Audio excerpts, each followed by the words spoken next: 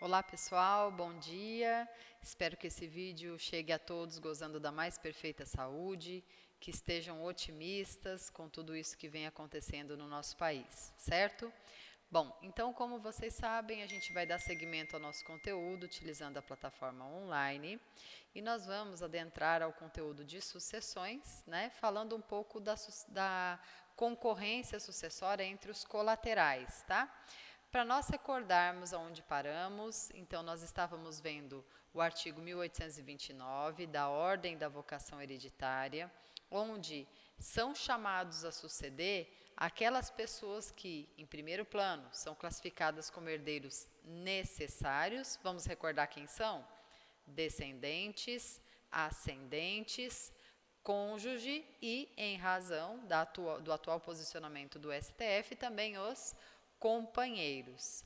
No caso da pessoa falecer casada ou convivente em união estável e, por exemplo, possuir descendentes, estes serão os primeiros a serem chamados a suceder, restando ao cônjuge sobrevivente ou ao companheiro a possibilidade da concorrência sucessória, observando-se o regime patrimonial. Isso quer dizer que existem algumas ressalvas, nós já vimos, né? Então, o próprio inciso 1 do 1829 coloca que só poderão concorrer à sucessão juntamente com os descendentes o cônjuge ou o companheiro sobrevivente casado, né, ou convivendo em união estável com a pessoa do decujus, cujo regime patrimonial não era o da separação total obrigatória, aquelas hipóteses lá do 1641, não era o do regime da comunhão universal de bens e também não era o regime da comunhão parcial de bens quando o decujus não houver deixado bens particulares à sucessão. Então, diante dessas hipóteses, vimos que para que o cônjuge ou o companheiro pudesse concorrer com os descendentes, há necessidade de verificarmos o regime patrimonial. Vimos também que, em não havendo descendentes, os ascendentes serão os segundos a serem chamados à concorrência sucessória. Onde que consta isso? Artigo 1829, inciso 2, tendo-se em vista que o decujus não tenha deixado descendentes em qualquer nível ou grau, né? Ou seja, não possuía filhos, não possuía netos, bisnetos e assim sucessivamente, então poderiam ser chamados a suceder os ascendentes, aplicando-se a regra geral de que grau mais próximo exclui o grau mais distante. Então, nós iríamos verificar quem são os ascendentes, né? Os parentes vivos do decujus na condição de ascendentes. Tendo-se em vista a existência, né, ou a coexistência de mais de um deles, um exemplo, o decujus faleceu casado e são parentes ascendentes vivos os seus pais e os seus avós. Qual é o critério que eu vou utilizar para determinar a concorrência sucessória? Grau mais próximo exclui o grau mais remoto. Diante dessa hipótese, seriam chamados a suceder apenas os pais. Na concorrência, se casado fosse ou convivesse em união estável com a pessoa do cônjuge ou companheiro. Lembrando que na concorrência entre os ascendentes, cônjuge ou companheiro, nós não vamos nos preocupar com o regime patrimonial, pois ele não irá interferir quanto ao direito do cônjuge ou companheiro na participação da concorrência sucessória. No máximo, vai determinar eventual direito à meação, ok? Bom, não havendo ascendentes, não havendo descendentes, o inciso 3 do artigo 1829 determina que, na falta de descendentes e na falta de ascendentes, o cônjuge, e aí nós vamos acrescentar também a pessoa do companheiro, herdará tudo sozinho, ok? Então, não havendo descendentes, não havendo ascendentes, nós vamos então ter que o cônjuge ou o companheiro herdará tudo sozinho. Beleza?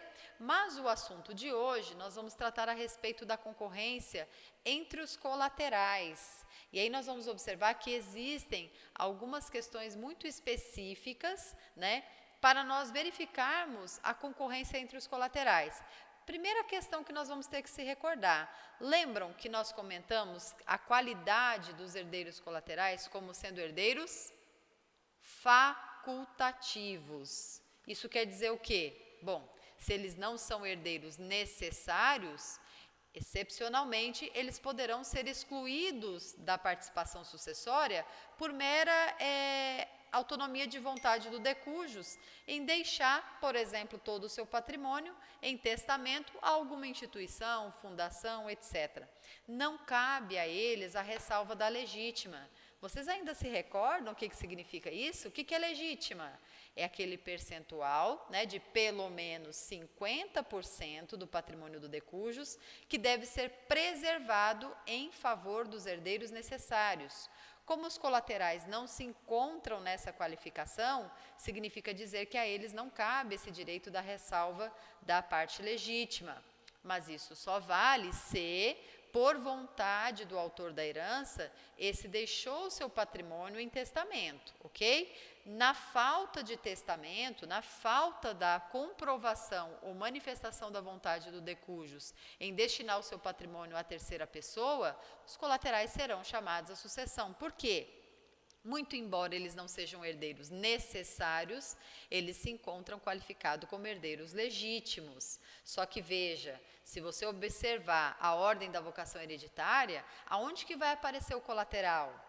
Lá no inciso 4, ou seja, os últimos a serem chamados. E ainda observando que só serão chamados diante da inexistência de descendentes, ascendentes e quando, somente quando, o decujus não era casado e nem convivia em união estável. Está certo? Compreenderam quando os colaterais serão chamados? Isso observando a ordem da vocação hereditária, relacionado então à herança deixada pelo decujus.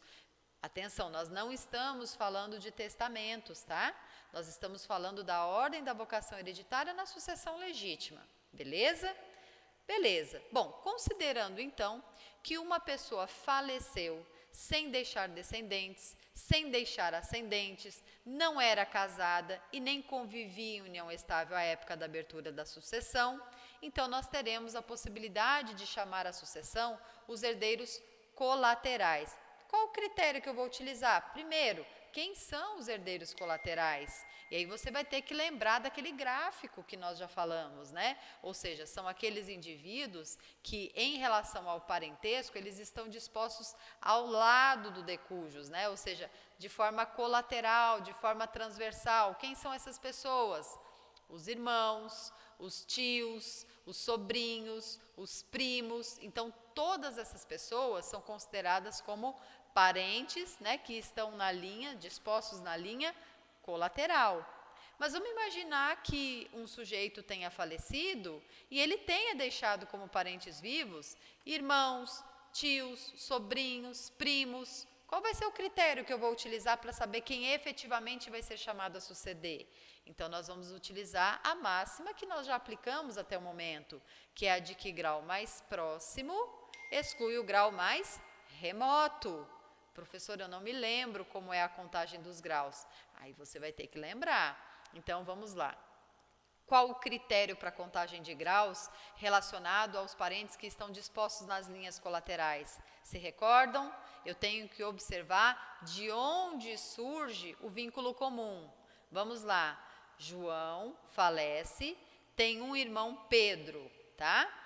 Qual o grau de parentesco com o seu irmão? Veja, concordam comigo que o irmão de João não saiu dele? Então, eu tenho que buscar qual é a origem comum entre João e Pedro. Qual é?